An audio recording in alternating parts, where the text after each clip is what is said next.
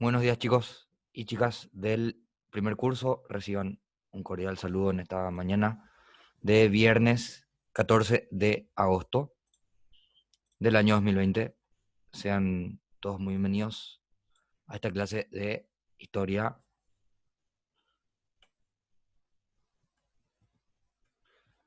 historia en el primer curso. Bien, vamos a avanzar hoy en nuestra consecución por esta etapa de la historia que es la Edad Moderna. Y, a ver, la clase anterior habíamos visto las características de los estados modernos. Hoy vamos a desarrollar el origen y las características de lo que se conoció como el absolutismo, ¿sí? Es parte de la unidad 6 de nuestros materiales y el tema es el tema 2, es el segundo tema de esta unidad. Las páginas que solicito tengan a mano son las que van de la 79 a la 83. Voy a mencionar brevemente cuál es la capacidad. Describe el proceso de evolución histórica de la sociedad occidental. Y los indicadores: distingo el contexto en que nace el absolutismo monárquico e identifico las características del absolutismo. Bien, pasamos entonces directamente a nuestro contenido, sin más preámbulos. Bien, el absolutismo. El absolutismo. Vamos a ver en qué consistió este sistema de gobierno que aparece de la mano precisamente de los estados modernos, ¿sí? Bien, fue un sistema de gobierno que tuvo su origen ya en la Edad Media, ¿sí? Habíamos visto que como antecedente inmediato a ese poder supremo, superior que tenían los reyes y los nobles, ¿sí? Eh, había precedido un sistema que se llamó un sistema feudal o sistema de señoríos, donde el noble era el dueño de la tierra, ¿sí? Y tenía a personas que vivían dentro de su territorio y con esta persona tenía una relación de dependencia, ¿sí? Estos campesinos, artesanos y pueblo que vivían dentro de su territorio eh, podían, no es que podían, debían este, pagar ciertos tributos, ¿sí? Había una dependencia económica, pero también jurídica, ¿sí? Habíamos señalado esas características del feudalismo que van a continuar y van a ir evolucionando en cuanto a sus instituciones entre los siglos XVII y XVIII y van a convertirse en monarquías, ¿sí? Monarquías con mucho poder. El absolutismo se caracterizó por concentrar en las manos de una sola persona todo el poder. Y esta única persona que tenía todo el poder era el rey, ¿sí? En la Edad Media, en este sistema de señorío, ¿sí? Los reyes tenían el poder compartido, por así decirlo, con los señores feudales y con los nobles, ¿sí? Cuando aparecen los primeros estados nacionales, son los nobles y también en la persona del rey quienes gobiernan. Los nobles tenían de alguna manera influencia, tenían poder de decisión, eran el estrato social que dirigía los rumbos, ¿sí? De los incipientes estados nacionales. Bien, las primeras monarquías aparecieron en un contexto de autoritario, o sea, de autoritarismo.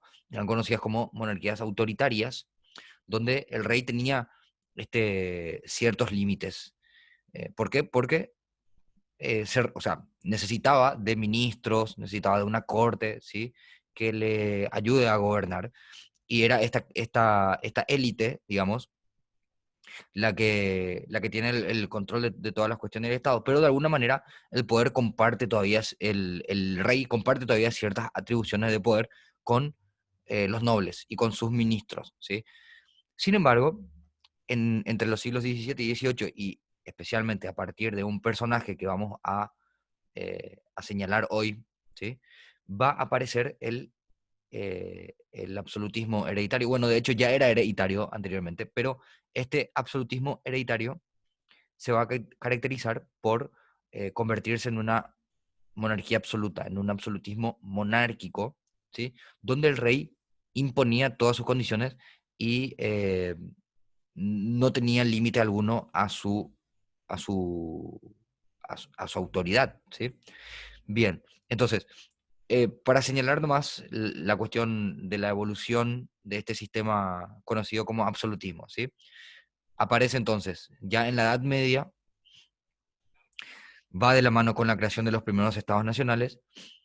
En primer lugar, en los siglos anteriores al siglo XVII, ¿sí? Especialmente en este siglo XVI, el absolutismo va a ser autoritario y va a terminar desembocando en un absolutismo eh, hereditario y monárquico absoluto, ¿sí? Completo, absoluto, el poder total en las manos del rey, ¿sí?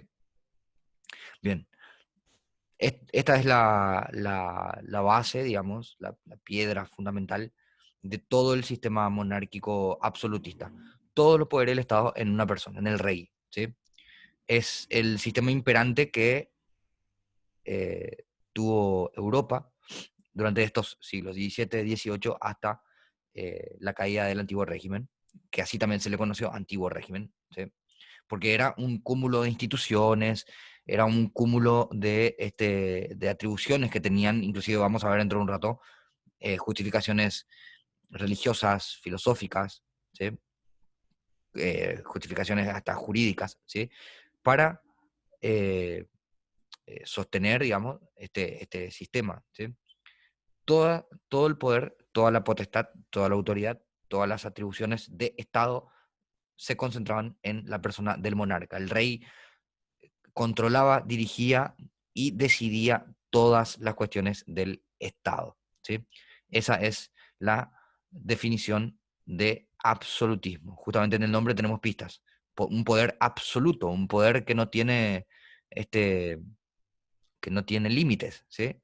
Absolutismo monárquico. Y una de sus características precisamente era la cuestión hereditaria, es decir, eh, se transmitía de generación a generación. Y vamos a ver justamente en el nombre de algunos reyes. Bien,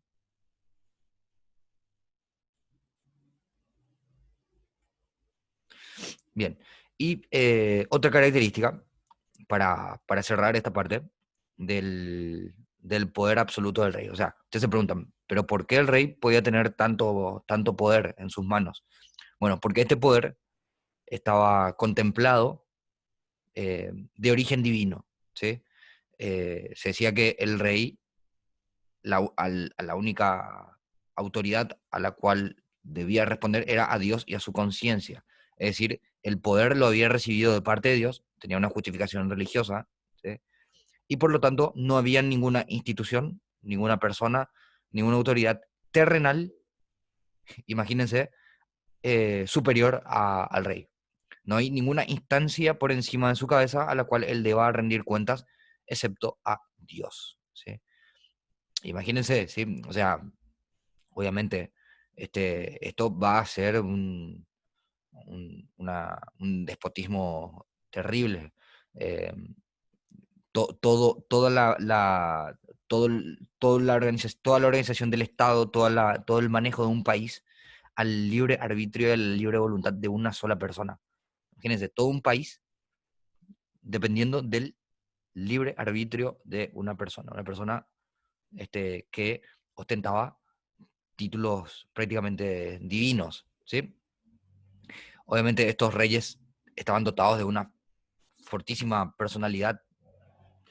En muchos casos demostraron capacidad y preparación para gobernar, obviamente, pero fue un sistema que terminó, obviamente, colapsando y eh, perdiendo fuerza ante las circunstancias precisamente relacionadas al gobierno de mucha gente, de masa de población, ante las desigualdades que este sistema traía consigo inherentemente, ¿sí?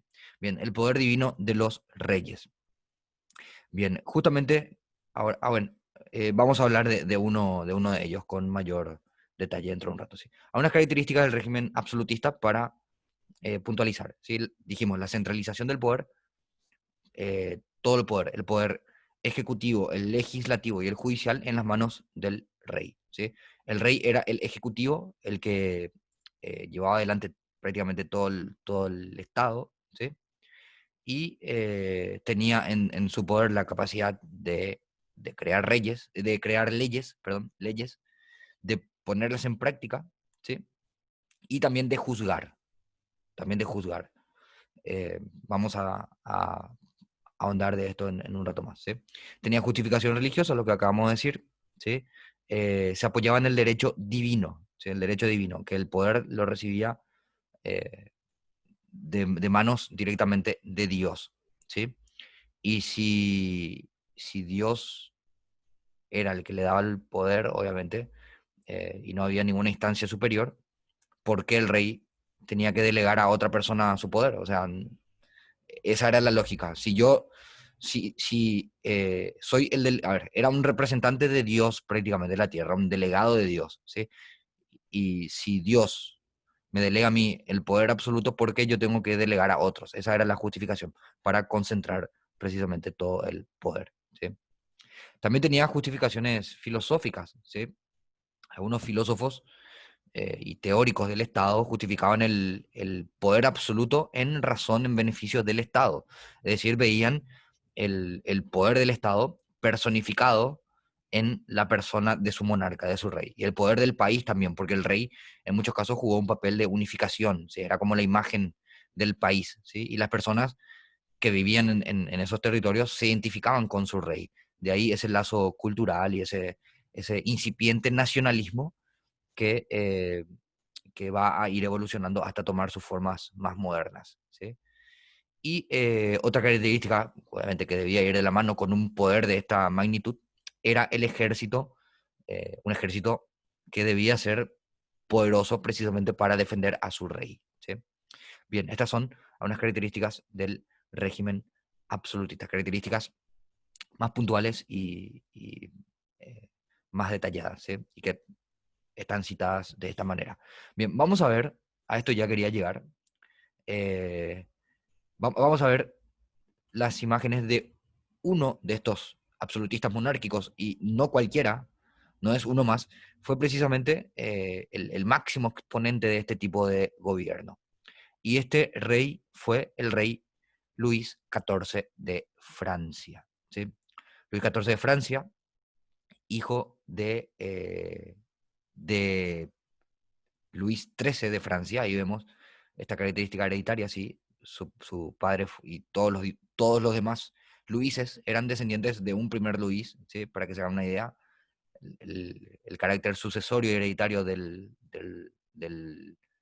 gobierno monárquico, o sea, sus antepasados habían llegado al trono de Francia ya en la Edad Media, muchos siglos atrás, ¿sí? Estamos hablando que Luis XIV nació en el siglo XVII, ¿sí? Y los primeros Luises de Francia aparecieron en el siglo IX, siglo X, para que se hagan una idea. Venían siglos y siglos gobernando como familia, ¿sí? Y obviamente se había consolidado como una tradición la cuestión monárquica. Bueno, Luis XIV es el hijo entonces de Luis XIII de Francia, el XIII de Francia, y Ana de Austria. Es bastante particular su vida, ¿sí? Eh, Su padre murió, Luis XIII murió cuando él tenía apenas 4 años, y obviamente con 4 años se convirtió en el rey de Francia, imagínense. Eh, pero hay un montón de circunstancias, o sea, obviamente un nene de 4 años no puede gobernar, y lo hizo su madre, ¿sí? En carácter de reina, regente, y bajo la influencia de un ministro, que era ministro de Estado de su padre, un cardenal de apellido Mazzarino. Bueno, Luis XIV va a recibir toda la formación la formación, le van a inculcar, obviamente, todo lo que necesita para convertirse un día en el rey de Francia, de hecho ya lo era, y va a tomar el poder a la edad de 20 años aproximadamente, y contra todo pronóstico, o sea, nadie esperaba los cambios que iban a suceder con este rey. Él va a empezar a eh, concentrar precisamente todas las atribuciones que le hacen como cabeza del Estado. Es decir, va a empezar a prescindir de ministros, ¿sí? Va a prescindir de la nobleza, como dejando de darle mucha voz y obviamente de- dejando que esta clase con la cual obviamente compartía el poder tuvieran influencia sobre él. También va a limitar ciertos poderes a la iglesia y va a este, imponer estilos, va a imponer no solamente estilos como vemos de moda, por ejemplo, sino imponer estilos de gobierno, ¿sí? Un gobierno que combinaba lo autoritario con un montón de excentricidades también bastante particulares. Vemos, por ejemplo, para que tengan una idea de las excentricidades de estos reyes, que obviamente tenían muchísimo poder y muchísimo tiempo también para innovar en estas cuestiones. Vemos que era un rey al que le gustaba, por ejemplo, eh, ¿cómo podemos decir? Le gustaba posar de esta manera y exhibir las piernas, ¿sí? Usaba tacones, era la usanza de la época. Bueno, en realidad fue Luis el que instaló, digamos, estas, no sé, estas formas, ¿sí? Eh, Vemos, por ejemplo, la cuestión de las pieles de animales, ¿sí? Eh, esta pomposidad, ¿sí? Esta ostentación de lujo. Obviamente, este rey se caracteriza y se le conoció por todo el lujo con el cual revistió su gobierno, su reinado. Fue el rey que inauguró, por ejemplo, el Palacio de Versalles, un palacio a las afueras de París, lleno de lujo, ¿sí? Diseñado para tener fiestas y banquetes y bailes prácticamente 24/7, todos los días de la semana. ¿Sí? Fue el rey al que se le conoció como el Rey Sol, para que se hagan una idea, obviamente. ¿Por qué el Rey Sol? Porque todo giraba a su alrededor, ¿sí? No hay mucho misterio. Todo giraba alrededor de este rey, ¿sí? Excéntrico, egolátrico, ¿sí? Imagínense el Rey Sol. Luis XIV es conocido como el Rey Sol. Y algo que me olvidé de mencionar y es eh, algo que no se debe dejar de mencionar precisamente. Lo tenía en mente, lo iba a decir, pero no lo hice hasta ahora. Eh, este rey, a este rey se le conoció por la célebre frase, el Estado soy yo. ¿Sí? Eh, una frase que deja en evidencia que el absolutismo monárquico era eso, ¿sí? Era todo el poder, todo el aparato del Estado y todas sus instituciones recayendo sobre una sola persona. El Estado soy yo, dijo Luis XIV, y se caracteriza precisamente por haberse conocido como el Rey Sol. Vemos que comandaba tropas y era el jefe, la cabeza del ejército, ¿sí? Inclusive llegó a ir a batallas. Eh, estos reyes tenían obviamente un montón de ambiciones para extender obviamente sus dominios y sus influencias en los países que estaban alrededor, en este caso de Francia, y también inclusive hasta más allá, ¿sí? Para que se hagan una idea también del poder y la influencia de este rey, durante su época, Francia tenía bajo dominio algunas zonas de Canadá y se extendió al sur de Norteamérica, llegando al sur de lo que hoy es Estados Unidos. Y durante su reinado se fundó este lugar que se llama Luisiana, en honor a él, ¿sí? Hoy en día Luisiana es un estado, es uno de los Estados Unidos de América, pero que cuando estuvo durante la influencia francesa y durante su fundación, obviamente, en los primeros años, se conoció como Luisiana en honor a Luis XIV, para que se hagan una idea del poder y de la influencia que tenía. ¿Sí? Y este es un busto del Rey Sol de Luis XIV, que aparece en la Basílica de Saint-Denis, donde están depositados sus restos y el de la mayoría de la nobleza y la monarquía francesa. ¿Sí? Bien, pasamos a lo siguiente, la economía absolutista. Esto es algo que ya habíamos mencionado en la clase anterior, no hay mucha diferencia, vamos a puntualizar de vuelta, ¿sí? Eh, en qué consistió la economía de estos monarcas. este rey tuvo como mano derecha a un ministro de Economía llamado Jean-Baptiste Colbert, ¿sí? Bien, ¿cuáles fueron las medidas que tomó el rey de la mano de Colbert? Eh, el hecho de imponer el mercantilismo, ¿se acuerdan? ¿Sí? Comprar menos, vender más, ¿sí? El enriquecimiento de las arcas del Estado, por así decirlo, el cobro de impuestos, ¿sí? Impuestos elevados, ¿sí? Un mercantilismo de corte imperialista se le puede llamar, ¿sí? Eh, que dejó de lado, en muchos casos, la producción agrícola, el progreso agrícola, y se empezó a incursionar en otras áreas de la economía, como la economía de manufacturas y el tráfico mercantil. Esto obviamente eh, va a traer consecuencias a largo plazo, ¿sí? Para Francia y para la monarquía, ¿sí? Bien, entonces la economía absolutista se caracterizó por este sistema llamado mercantilismo, que iba de la mano de este economista, ministro del rey Luis XIV, Jean-Baptiste Colbert. La ambiciosa política del prestigio, obviamente, detrás de esto había una ambición, ¿sí? De parte de estos reyes. La ambición de, no solo, bueno, el poder ya lo tenían acaparado, sino la ambición de extender influencia, extender sus dominios, ¿sí? Y con ello, obviamente, ganar prestigio mundial, ¿sí?